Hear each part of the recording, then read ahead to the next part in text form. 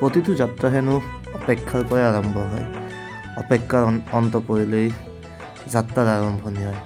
তেনেদৰে মই এটা যাত্ৰা কৰিছিলোঁ, চাওঁ আহকচোন।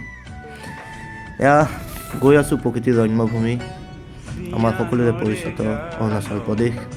আৰু এনেকৈয়ে গৈ গৈ আমি এটা সময়ত আহি পাইছিলোঁ বালিপাৰা। এনেকুৱা লাগি গৈছিলে যেন মাজুলী গুচি যাওঁ নেকি, কাৰণ বালিপাৰাৰ পৰা বেছি সময় নালাগে, যিহেতু নেকি মই যাত্ৰাটো আৰম্ভ কৰিছোঁ হোজাইৰ পৰা। এক মুহূৰ্তৰ কাৰণে এনেকুৱা লাগিছিল যেন মই মাজুলী গুচি যাওঁ। এয়া চাওক, লাহে লাহে আমি গৈ আছোঁ আৰু ৰাতি পুৱাইছিলে, খুব সোনকালে আমি উঠি আহিছিলোঁ। এয়া কি অপূৰ্ব সৌন্দৰ্য! এয়াই হৈছে চাগে উত্তৰ পূব ভাৰত, এয়াই চাগে অৰুণাচল প্ৰদেশৰ প্ৰাকৃতিক সৌন্দৰ্য। আৰু সেই সৌন্দৰ্য উপভোগ কৰি কৰি আমি আগবাঢ়িছিলোঁ আমাৰ যাত্ৰা। আৰু এনেকৈয়ে আমি বালিপাৰা ফৰেষ্ট ৰিজাৰ্ভত সোমাই পৰিছিলোঁ। এটা নৈসৰ্গিক পৰিৱেশৰ মাজেৰে আগবাঢ়ি গৈছোঁ আৰু আগবঢ়াৰ মাজে মাজে আমি কথা পাতিছোঁ। আপোনালোকক জনাবলৈ পাই সুখী হৈছোঁ যে সেই মুহূৰ্তত আমি য'ত আছোঁ সেইটো হৈছে অৰুণাচলত যাক আমি কামেং নদী হিচাপে জানো আৰু অসমত যাক আমি জীয়া ভৰলী নদী হিচাপে জানো। মোৰ যদি ভুল হোৱা নাই, যদি ভুল হৈছে আপোনালোকে কমেণ্ট বক্সত শুধৰণি কৰি দিব বুলি আশা ৰাখিছোঁ। এয়াই আমাৰ অপূৰ্ব জীয়া ভৰলী নদী, যি শিলঘৰীয়া মাছৰ কাৰণে বিখ্যাত। আৰু সেই কামেং নদীতে বহু মানুহে গৰমৰ দিনত নিজৰ সময় কটাবৰ কাৰণে আহে। আৰু এনেদৰে বিভিন্ন ধৰণৰ জলপ্ৰপাত আৰু প্ৰাকৃতিক সৌন্দৰ্যৰ মাজেৰে গৈ আছোঁ অৰুণাচল প্ৰদেশ। অৰুণাচল প্ৰদেশ যোৱাৰ কেইবাটাও লক্ষ্য আছে আৰু সেই লক্ষ্যসমূহ ভিডিঅ'টোত আমি কিয় গৈ আছোঁ, কিয় নাই যোৱা, কি কি কৰিম, সকলোখিনি দেখুৱাবলৈ চেষ্টা কৰিম। চাই থাকক। আৰু ইমানখিনিলৈ যদি ভিডিঅ'টো আপোনালোকে চাই আছে, তেনেহ'লে এটা লাইক, এটা শ্বেয়াৰ আৰু এটা কমেণ্ট কৰি দিবলৈ নাপাহৰিব। আৰু টক্স আমাৰ যিটো চেনেল, সেই চেনেলটোক সকলোৱে ছাবস্ক্ৰাইব কৰি আমাক আৰু ভিডিঅ' বনাবৰ কাৰণে উৎসাহিত কৰিব বুলি আশা ৰাখিছোঁ। মোৰ পিছফালে দেখিছে এটা সুন্দৰ জলপ্ৰপাত। মই আচলতে জেগাডোখৰৰ নাম নাজানো, যাতে কোনো ধৰণৰ ফলক বা কোনো ধৰণৰ নেম প্লেট তাতে লগোৱা নাছিলে, সেইকাৰণে মই জেগাডোখৰৰ নাম নাজানো, তাৰ বাবে খুবেই দুখিত। কিন্তু ভাল লগাৰ কাৰণে মই কিছু সময় তাতে জিৰণি লৈছিলোঁ, যিহেতু নেকি যথেষ্ট আমি গাড়ী লৈ গৈছিলোঁ, যথেষ্ট কষ্ট হৈছিলে আৰু কণ্টিনিউ গাড়ী চলাই থকাৰ কাৰণে অকণমান ভাগৰো লাগিছিলে। তাতে আমি ৰৈ কিছু মুখ চুখ ধুই আমাৰ যাত্ৰা আগবঢ়াইছিলোঁ। কিন্তু জলপ্ৰপাত দেখাৰ লগে লগে মনটো মানে ইমান বেছি ভাল লাগিছিলে যে আপোনালোকক মই ভাষাৰে বুজাব নোৱাৰিম। আৰু সেইকাৰণে অকণমান ৰখাই মেলি ধুনীয়াকৈ আপোনালোকক দেখুৱাব পৰাকৈ এটা শ্ল' মোশ্যন ভিডিঅ' কৰিবলৈ চেষ্টা কৰিছোঁ, প্ৰয়াস কৰিছোঁ। মই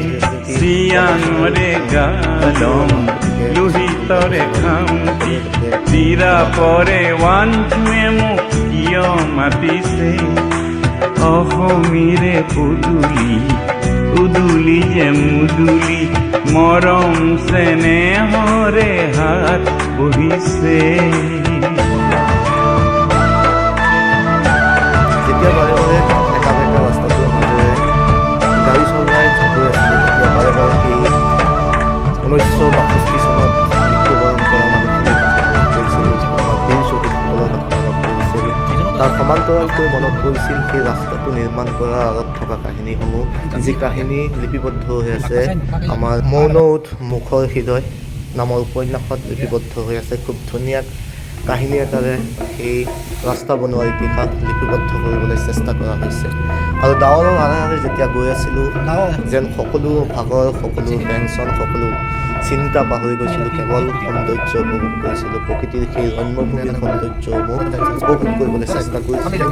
আৰু সেই অভিজ্ঞতা আপোনালোকৰ লগত শ্বেয়াৰ কৰিবলৈ অকণমান চেষ্টা কৰিছোঁ। সেই চেষ্টা মই মুঠেও কিমান সফল হৈছোঁ, কিমান কিবা হৈছোঁ নাজানো, তথাপি চেষ্টা কৰিছোঁ সকলোৱে যাতে আঁকোৱালি লয়। ইয়াৰ পৰৱৰ্তী যিসমূহ ভিডিঅ'সমূহত আমি অৰুণাচল প্ৰদেশত কি কৰিলোঁ আৰু কিছু অৰুণাচলৰ কিছু ডাটা দেখুৱাবলৈ চেষ্টা কৰিম। সৌ যে আপোনালোকে ৰাস্তাটো দেখিছে, এডাল যেন ৰছী কোনোবাই পেলাই থৈ গৈছে তেনেকুৱা লাগে ওপৰৰ পৰা। আচলতে তলত যেতিয়া আমি যাওঁ বা ওপৰলৈ যেতিয়া উঠি গৈ থাকোঁ তেতিয়া তললৈ যেতিয়া আমি উভতি চাওঁ তেতিয়া গোটেই ৰাস্তাটো এটা ৰছীৰ নিচিনা লাগে। সেয়াই হৈছে বালিপাৰাৰ পৰা টাৱাং যোৱা ৰাস্তা আৰু সেই ৰাস্তাতে বহুতখিনি অঞ্চল আপোনালোকে পাই যাব, যেনেকৈ ভালুকপুং পাব, ভালুকপুং অঞ্চল আপোনালোকে বমদিলা পাব, বমদিলাৰ পিছত আপোনালোকে ধিৰাং পাব, ধিৰাঙৰ পিছত আপোনালোকে পাব চেলাপাছ, তেনেকৈ বহুতখিনি জেগা পায়। আৰু সেই জেগাসমূহ আমি কি কি কৰিম আৰু কিয় গৈ আছোঁ, উদ্দেশ্যটো মেইন উদ্দেশ্যটো এটা বহুত ডাঙৰ উদ্দেশ্য। মোৰ লগত দুজন আছে, মই তেওঁলোকক বিশেষ কাৰণবশতঃ তেওঁলোকৰ নামসমূহ মই উল্লেখ কৰিব নোৱাৰিম, কিন্তু সেই দুজনক তেওঁলোকৰ গৈ আছে, তেওঁলোকৰ উদ্দেশ্যও বেলেগ আৰু মোৰ যোৱাৰ উদ্দেশ্যটো সম্পূৰ্ণ বেলেগ। আৰু এনেকৈ আচলতে মই কিছু ধেমালি মুহূৰ্ত কেপচাৰ কৰিবৰ কাৰণে চেষ্টা কৰিছিলোঁ। আচলতে এনেকৈ পৰিৱেশটো কিমান সত্য নাজানো, কিন্তু মোৰ বহুত দিনৰ সপোন যে পাহাৰীয়া ৰাস্তাত খিৰিকীত গাড়ী খিৰিকীত ভৰিখন তুলি লৈ গৈ থকা এটা সপোন আছিলে। সেই সপোন পূৰা কৰিবৰ কাৰণে আচলতে অকণমান আৰু ফেণ্টাচি বুজি পাইছে চাগে আপোনালোকে। আৰু গৈ আছোঁ, চাহ তাহ খাম মাজত, আৰু ভাত পানী খাইছিলোঁ। সকলোখিনি দেখুৱাবলৈ চেষ্টা কৰিম। বমদিলা ইয়াৰ পিছত আমি ডাইৰেক্ট আপোনালোকক লগ পাম বমদিলাত। আৰু বমদিলাত যথেষ্টখিনি মনেষ্ট্ৰী আছে।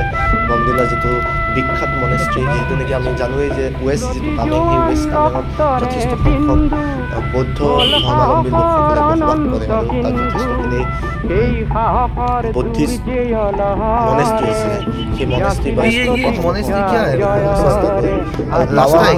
টাৱাঙত আপোনালোকে সকলোৱে জানে চাগে এছিয়াৰ বৃহৎ মনেষ্ট্ৰীটো অৱস্থিত আছে, আটাইতকৈ পুৰণিয়া।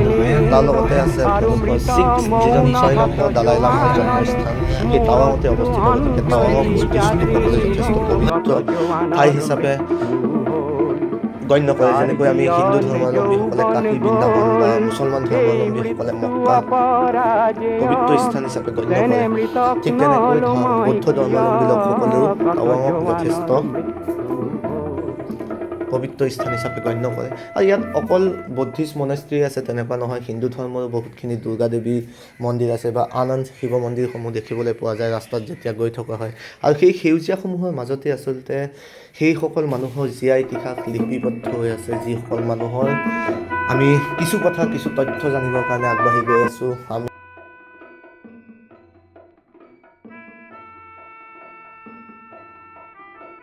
হাই এভৰিৱান, মোৰ ভিডিঅ'টো মই মাজৰ পৰা আৰম্ভ কৰিছোঁ, প্ৰায় ধিৰাং পাম। চ' আপোনালোকক কেইটামান বস্তু দেখুৱাম ইয়াতে। মোৰ পিছফালে সেয়া দেখিছে শিফটিং কাল্টিভেশ্যন, যাক আমি জুম খেতি বুলি দেখোঁ। এয়া চাওক Nazara. That's the beauty of North East. That's the beauty of Arunachal Pradesh. আমি টাৱাং ৰোডত আছোঁ, আৰু আপোনালোকক কেইটামান মই স্নেপশ্বট দেখাব চেষ্টা কৰিম। খুব ধুনীয়াকৈ গৈ আছোঁ, কিন্তু গৰমটো ইয়াতো হৈ আছে। এয়া মোৰ পিছফালে শিফটিং কাল্টিভেশ্যন, আপোনালোকে দেখিব পাইছে, সেইপিনেও শিফটিং কাল্টিভেশ্যন হৈ আছে। খুব ধুনীয়া এটা পৰিৱেশ।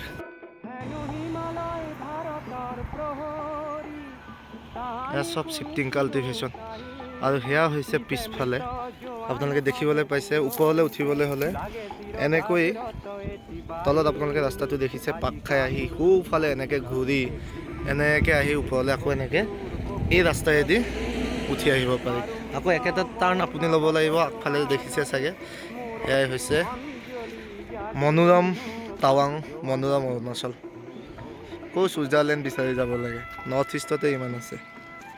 এইটো চাওক শিফটিং কাল্টিভেশ্যন, ইয়াতে বন্ধাকবি পুলি ৰোৱা হৈছে একদম তললৈকে। ফাইনেলি বমদিলাত আমি ষ্টে কৰিছোঁ, মনেষ্ট্ৰী এটা চাব ষ্টাৰ্ট কৰিছোঁ। খুব ভাগৰ লাগিছে, গোটেই অকোৱা পকোৱা ৰাস্তা, বাপৰে। তথাপি চলাইছোঁ, এক নতুন এডভেঞ্চাৰ। এয়া উঠি গৈ আছোঁ, এইটো যিটো বমদিলা যিটো ষ্টেডিয়াম আছে তাৰ পৰা গৈ আছোঁ। দেখিছে শ্বিলঙৰ লগত অলপ চিমিলাৰিটি আছে। এটা মনেষ্ট্ৰী চাবলৈ গৈ ये अरुणाचल ट्रांसपोर्ट एक ऑफिस है, यूनिक है ना। ये बनाया है, ये ऊपर जाता है इससे। बमदिला का एक पुराना এটা মনেষ্ট্ৰী হয়, খুব ধুনীয়াকৈ বনাই থৈছে, আৰু ভিউটো খুব ধুনীয়া বমদিলাৰ। মই আগতে বমদিলা টাচ কৰা নাছিলোঁ, যেতিয়া প্ৰথমবাৰ টাৱাং গৈছিলোঁ এইবাৰ ফাৰ্ষ্ট সোমাইছোঁ বমদিলা, ভাল লাগিছে। আহি আমি বমদিলাৰ যিটো মেইন মনেষ্ট্ৰি ইয়াতে আহিছোঁ। খুব ধুনীয়া এটা পৰিৱেশ, চাইলেণ্ট পৰিৱেশ, ভাল লাগিছে ইয়াতে আহি। মই আটাইতকৈ ভাল সেইটো সেই বস্তুটো কেলৈ নাজানো, বুজিও নাপাওঁ।